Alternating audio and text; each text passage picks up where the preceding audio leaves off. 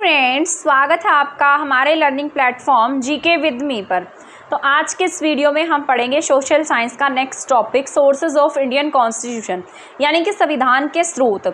इसका मतलब ये है कि हमने हमारे संविधान में कौन सी चीज़ें कहाँ से ऐड की हैं, किस संविधान से हमने क्या क्या लिया है। ये ना आपका इंपॉर्टेंट रहता है, इसमें से भी क्वेश्चन आने के चांसेस रहते हैं।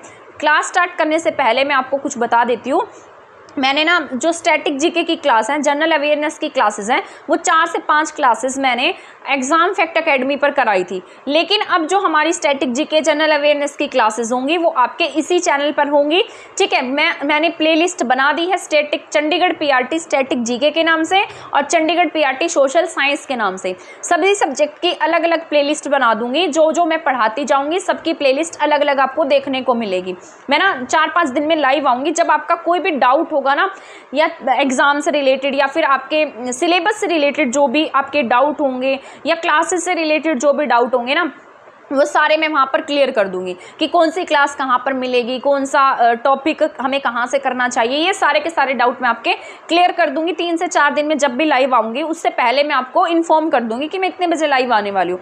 तब आप वहाँ से मेरे साथ कनेक्ट हो सकते हैं, या जो भी आपको पूछना है, जो भी आपके डाउट है वो सब पूछ सकते हैं। तो यहाँ पर बस मैं यही बताना चाहती हूँ कि स्टैटिक जीके की क्लासेस की प्लेलिस्ट आपको मेरे चैनल पर देखने को मिल जाएगी। कहीं भी आपको जाने की नीड नहीं पड़ेगी। जो पहले मैंने वहाँ 5 क्लासेस करा रखी हैं वो या तो मैं आपको वापस से करा दूंगी या उन्हीं की प्लेलिस्ट उठाकर अपने प्लेलिस्ट में ऐड कर दूंगी और वहां से आप वो क्लासेस देख लीजिएगा। ठीक है, या फिर लास्ट में मैराथन बना दूंगी तब आप वहां से देख सकते हैं। तो 5 की 5 क्लासेस मेरे चैनल की प्लेलिस्ट में मिल जाएंगे आपको। आप वहां से जाकर उन क्लासेस को देख पाएंगे, आपको उसमें कोई प्रॉब्लम नहीं रहने वाली है। फिर जब स्टैटिक कंप्लीट हो जाएगा तब मैं आपको जनरल अवेयरनेस, जितना भी करंट अफेयर है, मोस्ट इंपॉर्टेंट करंट अफेयर जितना भी रहेगा, जितना मुझसे हो सकेगा मैं आपको सारा कराने वाली हूँ और वो एग्जाम ओरिएंटेड रहने वाला है। और स्टैटिक जीके में हम शाम को क्लास पढ़ेंगे स्टैटिक जीके की, जिसमें मैं आपको सारे के सारे अवार्ड्स कराने वाली हूँ जो इंपॉर्टेंट है, जो पिछली बार कहीं ना कहीं किसी एग्जाम में पूछे गए हैं। ठीक है, तो अवार्ड्स की क्लास आपकी शाम को रहेगी स्टैटिक जीके की, और सोशल साइंस की अब मैं आपको करा रही हूँ। तो सोशल साइंस में यहाँ पर हम पढ़ रहे हैं सोर्सेज ऑफ इंडियन कॉन्स्टिट्यूशन के नाम के बारे में। ठीक है, तो यहाँ पर और इसकी PDF भी मैं आपको प्रोवाइड करा दूंगी अपने टेलीग्राम चैनल पर। बट इससे पहले आप क्या करेंगे, इसके शॉर्ट नोट्स बनाएंगे। तो आज मैं आपको इसके नोट्स नहीं दूंगी। जैसे क्लास कराऊंगी तो 1-2 दिन में आपको नोट्स दूंगी ताकि आप इसके शॉर्ट नोट्स बना कर रखें। संविधान निर्माण के समय संविधान सभा में लगभग, मैंने आपको बताया था कि हमारा जो इंडियन कॉन्स्टिट्यूशन है इसको बनाने में काफ़ी दिन लगे थे। और हमारा जो कॉन्स्टिट्यूशन है वो भारत साथ आपके पूरे वर्ल्ड का सबसे बड़ा लिखित संविधान में से एक है। तो आपसे पूछा जाए कि सबसे बड़ा लिखित संविधान किसका है, तो इंडिया का जो संविधान है वो सबसे बड़ा लिखित संविधान है। अब इसमें जो बातें लिखी गई हैं ये ऐसे ही उठाकर नहीं लिख दी गई हैं। इसके लिए हमारे संविधान निर्माताओं ने बहुत ज़्यादा पढ़ाई की, अलग अलग देशों के संविधान पढ़े, उनके बारे में नॉलेज ली। नॉलेज लेने के बाद ही इन्होंने इन सारी बातों को अपने संविधान में ऐड किया है। और 60 देशों के संविधान का इन्होंने क्या किया, अध्ययन किया था। तो आपको ये बात याद रखनी है, हमारा संविधान लिखने से पहले संविधान निर्माताओं ने पहले बहुत सारे संविधान पढ़े, उसके बाद में जो जो बातें उन्हें अच्छी लगी वो सारी की सारी हमने हमारे संविधान में शामिल कर दी। इसीलिए ना हमारा जो भारत का संविधान है उसे क्या कहा जाता है कभी कभी कि ये क्या है, उधार का संविधान है। ऐसा इसीलिए कहा जाता है क्योंकि हमने हमारे कॉन्स्टिट्यूशन में बहुत सारी चीज़ें जो हैं वो कहीं ना कहीं से ऐड कर ली हैं। पर ना कभी कभी कॉपी करना भी बुरी बात नहीं होती है। हमने सभी अच्छी अच्छी चीज़ों को हमारे संविधान में जगह दी है। तो इसीलिए कई लोग क्या कह देते हैं कि भारत का संविधान कैसा है, उधार का संविधान है, क्योंकि इसने सारी की सारी चीजें कहीं ना कहीं से ऐड। यहाँ पर जो सबसे ज्यादा चीजें ऐड की गई हैं वो आपके भारत सरकार अधिनियम 1935 से ज्यादा जो चीजें हैं वो इसी से ली गई हैं। ठीक है, तो आपके संविधान में जितनी भी चीजें हैं ना वो ज्यादा किससे ऐड है, यहाँ पर 1935 एक्ट से ऐड है, जो कभी ना कभी अंग्रेजों के समय में लाया गया था। अब हम पढ़ लेते हैं हमने 1935 में क्या क्या ऐड किया है। बहुत सारी बातें, सारी के सारी चीज़ें पढ़ना तो पॉसिबल भी नहीं होता है और वो ज़रूरी भी नहीं होता। अब ना जाने 1935 में क्या पता कितनी सारी चीज़ें लिखी गई होंगी, तो क्या हम सारी की सारी पढ़ेंगे? ऐसा तो नहीं है। हमें कोई कॉन्स्टिट्यूशन थोड़े ना लिखना है, हमें बस एग्जाम क्लियर करना है और जो जो एग्जाम में पूछे गए हैं बस वही पढ़ना है। तो भारत सरकार अधिनियम 1935 से हमने क्या क्या ऐड किया है वो मैंने यहाँ पर लिखा है। जो जो चीज़ें ऐड की गई वो यहाँ लिखी गई हैं और कहाँ से ऐड की है वो यहाँ पर लिखी हैं। तो भारत सरकार अधिनियम 1935 के तहत हमने अटॉर्नी जनरल की नियुक्ति और उसकी शक्तियाँ ऐड की हैं। जो अटॉर्नी जनरल है ये आपके भारत का पहला विधिक अधिकारी होता है, पहला लॉ अधिकारी होगा, ऑफिसर होगा। ये ना सरकार के जो केसेस वगैरह हैं उन सबको देखता है। तो पहली बात तो क्या हो गई, अटॉर्नी जनरल का पद लिया हमने 1935 से, ठीक है। इसके साथ साथ इसकी नियुक्ति और शक्तियां ली है। अटॉर्नी जनरल की अपॉइंटमेंट होगी हमारे यहाँ पर, साथ साथ इसकी पावर्स क्या क्या है, ये क्या क्या काम कर सकता है, ये सारे कहाँ से शामिल किए, भारत सरकार अधिनियम 1935 से हमने इसमें शामिल किए हैं। इसके बाद राष्ट्रपति की विधेयक पर शक्ति और वीटो पावर, यानी कि जैसे अलग अलग विधेयक होते हैं, तो जब राष्ट्रपति जी चाहें, राष्ट्रपति जी के पास वीटो पावर्स होती हैं, जब ये चाहें तो किसी विधेयक को रोक भी सकते हैं और इसको आगे भी ट्रांसफर कर सकते हैं। तो राष्ट्रपति जी के पास में कुछ पावर्स होती है, या तो ये इसको लागू करा देंगे संसद में भेजकर, या फिर ये इसे रोक लेंगे। तो अभी तक जो वीटो पावर्स हैं वो किस किस ने यूज़ किए हैं वो भी मैंने आगे लिखे हैं। तो वीटो पावर्स जो है ना, ये कुछ मतलब ऐड की गई है, जैसे एब्सोल्यूट वीटो है, सस्पेंसिव वीटो है, पॉकेट वीटो है, ठीक है। तो ये कुछ वीटो हैं, कुछ शक्तियाँ हैं। वीटो का मतलब क्या होता है कि एक तरीके से पावर्स हैं। तो एब्सोल्यूट वीटो जो है वो सबसे पहली बार डॉक्टर राजेंद्र प्रसाद के द्वारा यूज़ की गई थी, ठीक है। तो आपसे बस इतना ही पूछा जाएगा, पहली बार एब्सोल्यूट वीटो किसने यूज़ किया, तो आप क्या टिक करेंगे, डॉक्टर राजेंद्र प्रसाद ने एब्सोल्यूट वीटो का सबसे पहली बार प्रयोग किया है। इसके बाद यहाँ पर 1990 में फिर से क्या यूज़ की गई, आपके यहाँ पर वीटो, एब्सोल्यूट वीटो यूज़ की गई, और ये किसने यूज़ की है, आर वेंकटरमन ने यूज़ की है। इसके बाद पॉकेट वीटो की बात की जाए तो 1987 में पॉकेट वीटो ज्ञानी जैल सिंह ने यूज़ की। ये ना डाक वगैरह का मामला था, तब इन्होंने पॉकेट वीटो का यूज़ किया था जब राजीव गांधी की सरकार थी। इसमें डाकियों को क्या कहा गया था कि आप किसकी भी चिट्ठियाँ पढ़ सकते हैं। तो ये राइट टू लाइफ का क्या था, उल्लंघन था, आर्टिकल 21 का उल्लंघन था, जो आपकी प्राइवेसी होती है उसका उल्लंघन था। तो ज्ञानी जैल सिंह जी ने इसको लागू नहीं होने दिया और इसको अपनी पॉकेट में डाल दिया। जब ये पॉकेट वीटो का यूज़ कर लेते हैं ना, तब इसको बाद में खोला नहीं जाता, इसके ऊपर कोई सवाल जवाब नहीं कर सकता है। इसके बाद सस्पेंसिव वीटो का यूज़ 2006 में लाभ के पद के लिए यूज़ किया गया था। ये किसने किया, आपके डॉक्टर APJ अब्दुल कलाम ने किया है। तो हमने यहाँ पर 1935 से अटॉर्नी जनरल पढ़ा, साथ साथ हमने वीटो पावर्स पढ़ी हैं, ठीक है। अटॉर्नी जनरल वीटो पावर कहाँ से ली, 1935 से ली हैं। इसके बाद यहाँ पर सुप्रीम कोर्ट, जो सुप्रीम कोर्ट है वो क्या दे सकता है, आपके प्रेसिडेंट ऑफ इंडिया को सलाह दे सकता है। जैसे प्रेसिडेंट इंडिया को मान लो किसी सलाह की नीड है किसी मुद्दे पर, तो सुप्रीम कोर्ट के चीफ जस्टिस के पास जाएंगे और वहां से सलाह ले सकते हैं। तो सुप्रीम कोर्ट का जो चीफ जस्टिस है, चीफ जस्टिस ऑफ इंडिया है, वो क्या देंगे, राष्ट्रपति को सलाह दे सकते हैं। ये किस में लिखा गया है, आर्टिकल 143 में ये बात लिखी भी गई है, और हमने कहाँ से ली, हमारे 1935 अधिनियम से इसमें ऐड की है। इसके बाद बात कर लेते हैं यूपीएससी की। जो आज आपकी यूपीएससी है 312, 315 में जो यूपीएससी दिया गया है, उसकी स्थापना भी कहाँ से ली, हमने 35 से ली है। इसके बाद जो आपकी 7वीं अनुसूची है, मैंने आपको पूरी 12 की 12 अनुसूचियाँ डिटेल से पूरे ट्रिक के साथ में अच्छे से एक्सप्लेन करके पढ़ाई थी। मैंने बताया था कि 7वीं अनुसूची में आपके संघ सूची आएगी, इसके साथ साथ राज्य सूची आएगी, समवर्ती सूची आएगी। लेकिन आपके जो यहाँ पर 7वीं अनुसूची है, इसमें आपके यहाँ पर केवल संघ सूची को ऐड किया गया है और राज्य सूची को ऐड किया गया है। इसमें ना आपके समवर्ती सूची नहीं आएगी। तो हमने यहाँ पर 1935 से संघ और राज्य सूची ली है, समवर्ती सूची हमने 1935 से नहीं ली, ये हमने ऑस्ट्रेलिया के संविधान से लिए हैं। तो ये बात याद रखनी है, ठीक है। तो अब एक बार हम रिवाइज कर लेते हैं ताकि हमें अच्छे से याद हो जाए।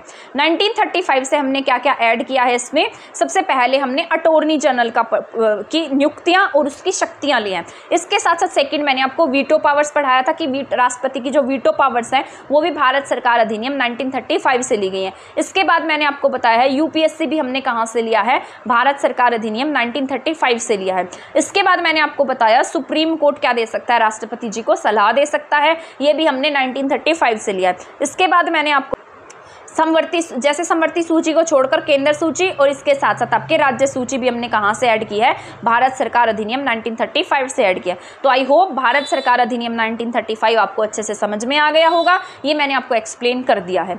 इसको आप अपनी नोटबुक में लिख कर देखिएगा ना, आपको याद मिलेंगी ये चीज़ें। इसके बाद हम पढ़ लेते हैं USA, यानी कि हमने अमेरिका से हमारे संविधान में क्या क्या शामिल किया है। तो अमेरिका से सबसे बड़ी बात, हमने प्रस्तावना का विचार लिया। मैंने पूरी की पूरी प्रस्तावना पढ़ा रखी है अपने चैनल पर, यूपीएससी पॉलिटी के नाम से, वहाँ कंप्लीट प्रस्तावना मैं ना इसी फोल्डर में डाल दूंगी, आप देख लेना, अगर आपका मन करे तो इंपॉर्टेंट रह सकती है। तो मैंने पूरी प्रस्तावना पढ़ा रखी है। मैं ना सोशल साइंस चंडीगढ़ PRT वाले में जो प्रस्तावना वाली क्लास है वो भी ऐड कर दूंगी, आप वहाँ से देख लेना, क्योंकि दोबारा कराऊंगी तो टाइम और वेस्ट होगा। इसके बजाय मैं आपको कोई और टॉपिक करा दूंगी। इसके साथ साथ यहाँ पर USA में क्या है, USA जो संयुक्त राज्य अमेरिका, अमेरिका से हमने क्या क्या लिया है, हमारे जो प्रस्तावना है, प्रस्तावना का विचार कहाँ से लिया हमने, यूएसए से लिया है। जब आपका जो ये इंडियन कॉन्स्टिट्यूशन है, कॉन्स्टिट्यूशन में जो सबसे पहला पेज आता है जिसमें इसी में बताया गया है कि हम इस एतत् द्वारा इसको अधिकृत करते हैं, अंगीकृत करते हैं, अडोप्ट करते हैं, ठीक है। तो ये प्रस्तावना का विचार हमने कहाँ से लिया, यूएसए से लिया। अब मान लो कोई भी आप बुक पढ़ते हो, उस बुक में आप क्या पढ़ते हो, पहला पेज होता है जिसमें हमें ये पता लगता है कि इस बुक में कौन से पेज पर क्या दिया गया है। उसी तरीके से लगा सकते हैं कि प्रस्तावना भी एक आपकी बुक का पहला हिस्सा है। पहले प्रस्तावना को हमारे संविधान का भाग नहीं माना गया था, लेकिन केशवानंद भारती केस के बाद में सुप्रीम कोर्ट ने यह कहा कि जो प्रस्तावना है वो भी क्या आपके संविधान का ही हिस्सा है। तो प्रस्तावना कहाँ से ली गई, हमने प्रस्ताव कहाँ से लिया, संयुक्त राज्य अमेरिका से लिया। इसके बाद मैंने आपको फंडामेंटल राइट्स बताए थे, मौलिक अधिकार बताए थे। मैंने आपको ना ए करके पढ़ाया था, ऐसे ए बनाकर पढ़ाया था, ए और 3, भाग 3 ऐसे अमेरिका, ऐसे अधिकार। तो मौलिक अधिकार हमने कहाँ से लिए हैं, अमेरिका से लिए हैं या यूएसए से लिए हैं, और भाग 3 में है। तो ये तो आप बिल्कुल भी नहीं भूलेंगे, ये बहुत जरूरी क्वेश्चन है। इसके बाद में सुप्रीम कोर्ट और हाई कोर्ट, यानी कि जो आपका सुप्रीम कोर्ट होगा, हाई कोर्ट होगा, ये क्या होंगे, इंडिपेंडेंट होंगे, ये किसी के अधीन नहीं होंगे, यानी कि जो सरकार है वो इनके ऊपर प्रभुत्व नहीं स्थापित कर पाएंगी, इनका डिसीजन कैसा होगा, स्वतंत्र होगा। तो आज आप देखते हैं आपके हाई कोर्ट और सुप्रीम कोर्ट कैसे इंडिपेंडेंट है, अपने निर्णय लेने में खुद सक्षम है, सरकार के उसमें कोई भी रोल नहीं होगा। तो ये सब हमने कहाँ से लिया है, यूएसए से लिया है। इसके बाद जो राष्ट्रपति जी हैं, राष्ट्रपति जी पर महाभियोग भी लगाया जा सकता है। मान लीजिए अगर राष्ट्रपति जी पर किसी को संदेह है कि इन्होंने सही काम नहीं किया या प्रधानमंत्री की सलाह के अनुसार काम नहीं किया या कुछ ऐसी गड़बड़ की है, तो इनके ऊपर क्या लग सकता है, महाभियोग लगाया जा सकता है। महाभियोग का मतलब है कि इन्हें हटाने की प्रक्रिया, ठीक है। तो महाअभियोग राष्ट्रपति जी के ऊपर जो लगेगा वो भी हमने कहाँ से लिया, यूएसए से लिया है। इसके साथ साथ जो सुप्रीम कोर्ट, हाई कोर्ट के जो न्यायाधीश होते हैं उनको हटाने की प्रक्रिया भी हमने कहाँ से ली है, यूएसए से ली है। तो ये बात आपको याद रखनी है। पहले मैंने आपको बताया है यूएसए से हमने प्रस्ताव पारित किया, यानी कि प्रस्तावना ली। प्रस्ताव किसके लिए पारित किया, अधिकारों के लिए, यानी कि मूल अधिकार। अधिकार किस लिए होंगे, ताकि हम क्या रह सके, इंडिपेंडेंट रह सके। तो अधिकारों में क्या कहा गया कि हम क्या है, हमारा जो हाई कोर्ट है, सुप्रीम कोर्ट है, वो क्या है, हमारे इंडिपेंडेंट है। अगर ऐसा नहीं करोगे तो हम क्या लगा देंगे, महाभियोग लगा देंगे। महाभियोग कब किस पर लगेगा, सुप्रीम कोर्ट और न्यायाधीश के पदों को हटाने पर। ये ट्रिक्स है, ट्रिक से याद रख सकते हैं। यूएसए से हमने क्या ली, प्रस्तावना। प्रस्तावना के बाद मैंने आपको बताया मूल अधिकार। मूल अधिकार के बाद मैंने आपको बताया है independent high court and supreme court. उसके बाद मैंने आपको पढ़ाया महाभियोग राष्ट्रपति जी पर। इसके बाद मैंने आपको पढ़ाया सुप्रीम कोर्ट और हाई कोर्ट के न्यायाधीशों को हटाना। तो ये सारे पॉइंट हमने यूएसए से लिए हैं, ठीक है। तो यहाँ तक आपको समझ में आ गए। इसके बाद हम आगे चलते हैं, ठीक है। इसको लिख कर देखना, याद हो जाएगा सारा का सारा आपको। इसके बाद में है आयरलैंड का संविधान। आयरलैंड से हमने क्या क्या लिया है, आयरलैंड से हमने राष्ट्रपति की निर्वाचन पद्धति ली है, यानी कि राष्ट्रपति जी का जो इलेक्शन है वो कैसे होगा, वो हमने कहाँ से लिया, आयरलैंड से लिया है। वैसे ना आयरलैंड से एक क्वेश्चन आता है, ये वाला जो मैंने नीचे लिखा है, ये इंपॉर्टेंट है, ये बहुत प्रीवियस ईयर में पूछा गया है, इसको अच्छे से कर लेना। जो हमारे राज्य के नीति निदेशक तत्व हैं, डीपीएसपी हैं, डायरेक्टिव प्रिंसिपल है, वो कहाँ से लिए हमने, आयरलैंड के संविधान से लिए हैं। तो ये मोस्ट इंपॉर्टेंट है, ये याद रखना है, स्टार लगा लेना इसके ऊपर। इसके साथ साथ हम राष्ट्रपति जी का जो इलेक्शन होता है वो भी कहां से लिया हमने, आयरलैंड से लिया है। इसके साथ साथ आपके जो राज्यसभा है, राज्यसभा में कितने जो 12 सदस्य होते हैं ना, वो राष्ट्रपति जी के पास में पावर होती है कि राष्ट्रपति जी उन्हें क्या कर सकते हैं, अपॉइंट कर सकते हैं। वो 4 एरिया में होने चाहिए, जैसे खेल है, कला है, साहित्य है, इन सारे एरिया में क्या होते हैं, मतलब अपने एरिया में, अपने क्षेत्र में बहुत ज़्यादा अव्वल होते हैं। तो उन्हें क्या कर दिया जाता है, राज्यसभा के 12 सदस्यों को अपॉइंट किया जाता है। तो ये अपॉइंटमेंट हमने कहाँ से ली, आयरलैंड के संविधान से ली है। तो हमने यहाँ पर 3 चीज़ें पढ़ ली, एक तो राष्ट्रपति जी के इलेक्शन पद्धति, इसके साथ साथ हमने राज्यसभा के 12 सदस्यों की अपॉइंटमेंट, इसके साथ साथ मोस्ट इंपॉर्टेंट मैंने आपको बताया राज्य के नीति निदेशक तत्व, ये भी हमने कहाँ से लिए, आयरलैंड से लिए हैं। अब हम चलते हैं नेक्स्ट पॉइंट पर, यहाँ तक समझ में आ गया होगा। इसके बाद नेक्स्ट पॉइंट पर चलते हैं, कनाडा का संविधान। कनाडा से हमने इंपॉर्टेंट रहेगा, कनाडा से अवशिष्ट शक्तियों का, ये जो मैंने आपको बताया अवशिष्ट शक्तियाँ, ठीक है। इसके साथ साथ यहाँ पर जो संघ के लिए यूनियन शब्द है, तो हमारा जो स्टेट है वो कैसा है, यूनियन है, यानी कि इसकी जो स्टेट्स है ना उसको कोई अलग नहीं कर सकता। तो कनाडा से हमने यूनियन शब्द लिया जो हमारे संविधान में ऐड है। भारतीय संघ के लिए क्या यूज़ किया हमने, यूनियन शब्द, ये हमने कहाँ से लिया, कनाडा से लिया। इसके साथ साथ सेंटर और स्टेट में जो पावर्स हैं, पावर डिस्ट्रीब्यूट की गई हैं कि सेंटर ये काम करेगा, स्टेट ये काम करेगा, तो ये सारी शक्तियों का बंटवारा हमने कनाडा के संविधान से लिया है। इसके बाद में अवशिष्ट शक्तियां। अवशिष्ट शक्तियां, आप पूछेंगे कि अवशिष्ट शक्तियां क्या हैं, क्योंकि जो बच्चे इंडियन पॉलिटिक्स को बिल्कुल भी नहीं जानते हैं उन्हें क्या पता कि अवशिष्ट शक्तियां क्या है। तो ये वो वाली पावर्स हैं, यानी कि जिनके बारे में अभी कुछ लिखा नहीं गया, ऐसी चीज़ें जो आगे आने वाले समय में एक्टिव हो सकती हैं, आगे आने वाले समय में जिनकी नीड पड़ सकती है, जिसके ऊपर कोई कानून बनाना पड़ सकता है। जैसे पहले के समय में इंटरनेट नहीं था, तब इंटरनेट मान लो अब आया है तो उसे किस में रखा जाएगा, अवशिष्ट शक्तियों में रखा जाएगा। तो उसी तरीके से मान लीजिए जो चीज़ आज नहीं है, जो आगे आने वाले समय में हो सकती है, वो सारी की सारी किस में जाएंगी, अवशिष्ट शक्तियों में जाएंगी। इनके ऊपर कानून कौन बना पाएगा, संसद बना पाएगी। तो अवशिष्ट शक्ति हमने किस में रखी, कनाडा के संविधान से ली है। भारतीय संघ के लिए यूनियन शब्द कनाडा से लिया है, सेंटर स्टेट पावर हमने कनाडा से ली है। तो ये तीनों बातें आपको याद रख लेनी है। इसके बाद हम चलते हैं ऑस्ट्रेलिया, मोस्ट इंपॉर्टेंट समवर्ती सूची। जो मैंने आपको केंद्र सूची पढ़ाई और राज्य सूची, ये हमने कहाँ से ली, केंद्र और राज्य वाली हमने भारत सरकार अधिनियम 1935 से ली है। लेकिन समवर्ती सूची हमने कहाँ से ली, ऑस्ट्रेलिया के संविधान से ली है। बहुत जरूरी है आपका ये समवर्ती सूची। और संसद के यहाँ पर संयुक्त बैठक होती है। संयुक्त बैठक मैं आपको बताती हूँ कब कराई जाती है। संयुक्त बैठक तब होती है जब आपका लोकसभा और राज्यसभा दोनों किसी डिसीजन पर एक मत नहीं होते हैं, दोनों के बीच में कोई ना कोई मतभेद होता है। यानी कि जैसे लोकसभा ने कोई बिल पास किया, साधारण बिल की बात हो रही है, मनी बिल पर राज्यसभा के पास पावर्स नहीं होती हैं, वो केवल लोकसभा के पास में होती हैं।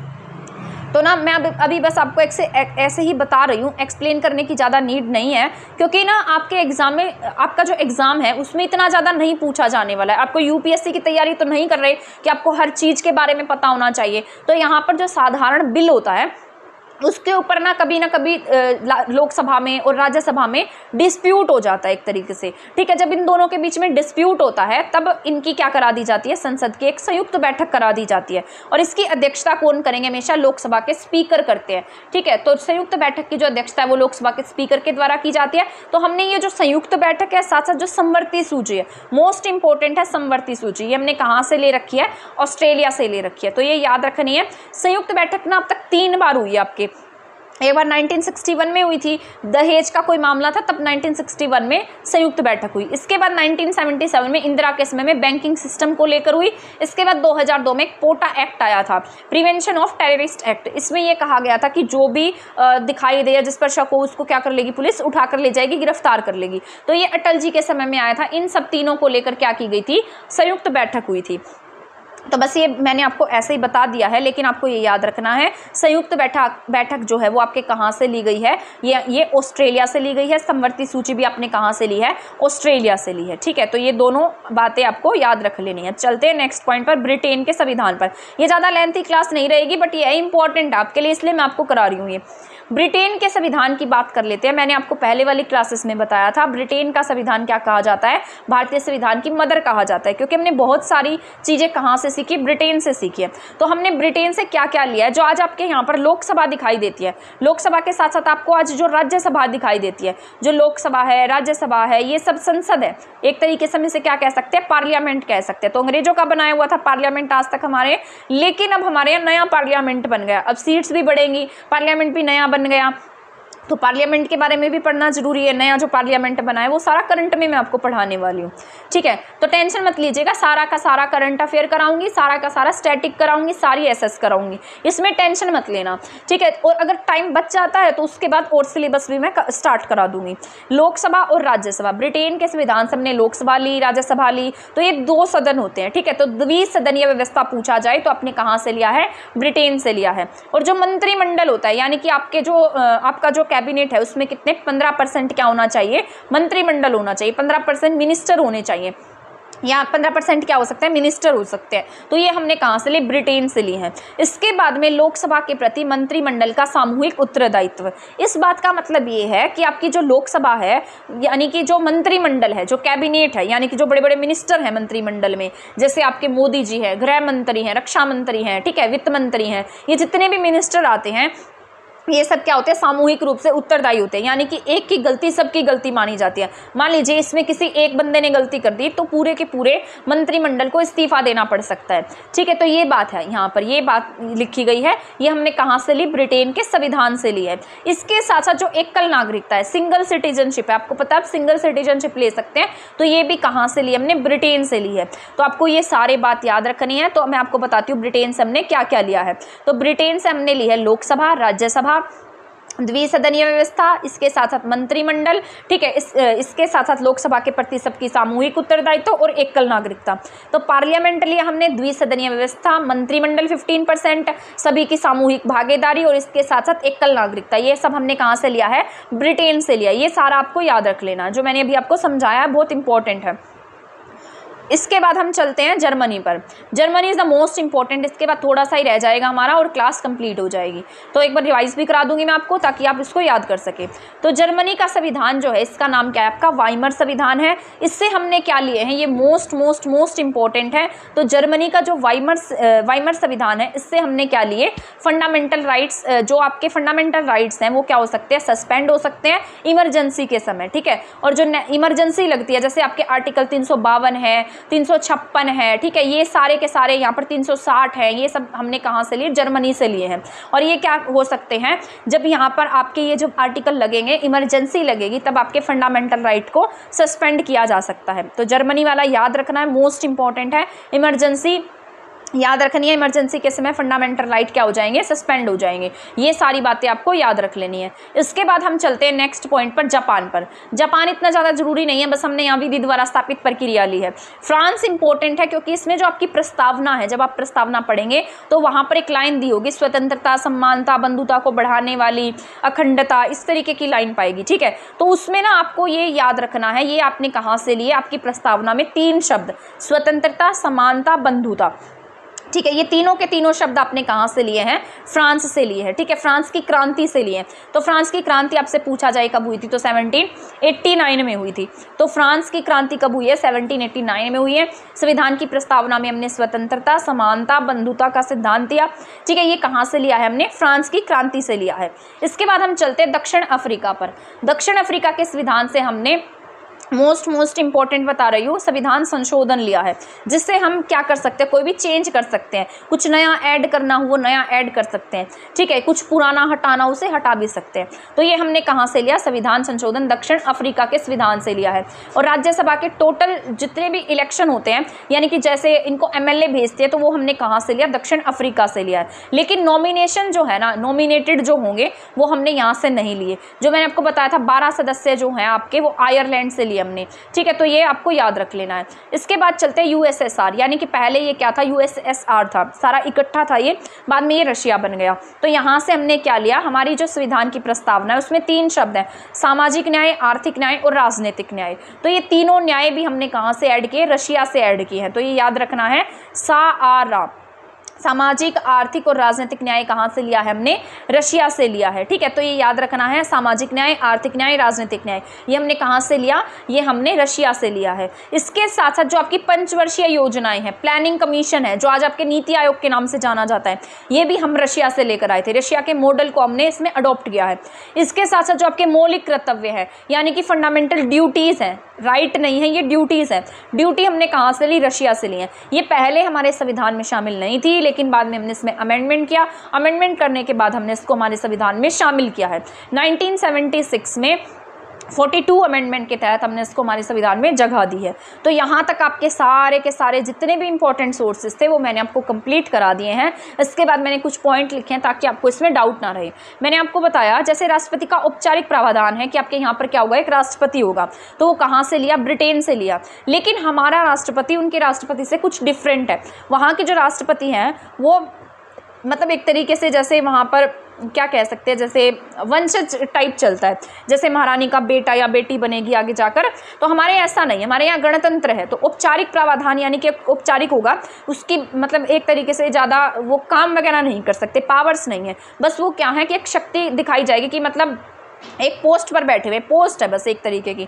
तो ये कहाँ से ली? ब्रिटेन से ली है। राष्ट्रपति का इलेक्शन कहाँ से लिया हमने? आयरलैंड से लिया है।